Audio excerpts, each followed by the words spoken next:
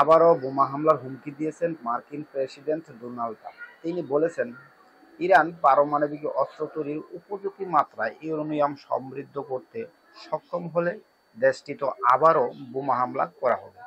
শুক্রবার ২৭শে June white হাউসে এক সংবাদ সম্মেলনে তিনি এ কথা বলেছেন। গত ২১শে জুন ইরানের ফর্দু, নাতানজ ও ইস্পাহান পরমাণু স্থাপনায় B-2 বোমারু বিমান ব্যবহার করে হামলা চালায় যুক্তরাষ্ট্র।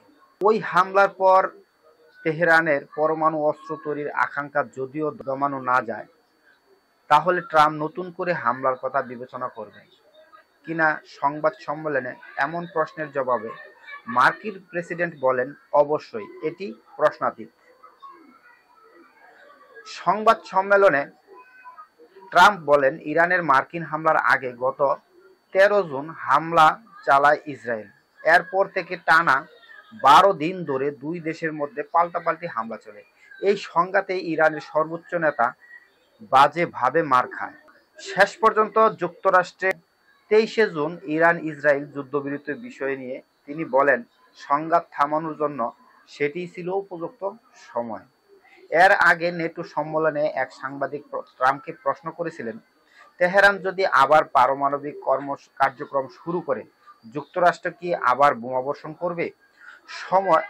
এ সময় ট্রাম্প সরাসরি জবাব দেন, অবশ্যই।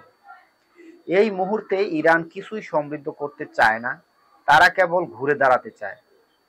ট্রাম্প আরও বলেন, তারা বোমা পাবে না, আর তারা ইউরেনিয়ামও সমৃদ্ধ করতে পারবে না। তবে ট্রাম্প ইঙ্গিত দেন, ভবিষ্যতে ইরানের সঙ্গে কিছুটা সম্পর্ক উন্নয়নের সম্ভাবনা রয়েছে।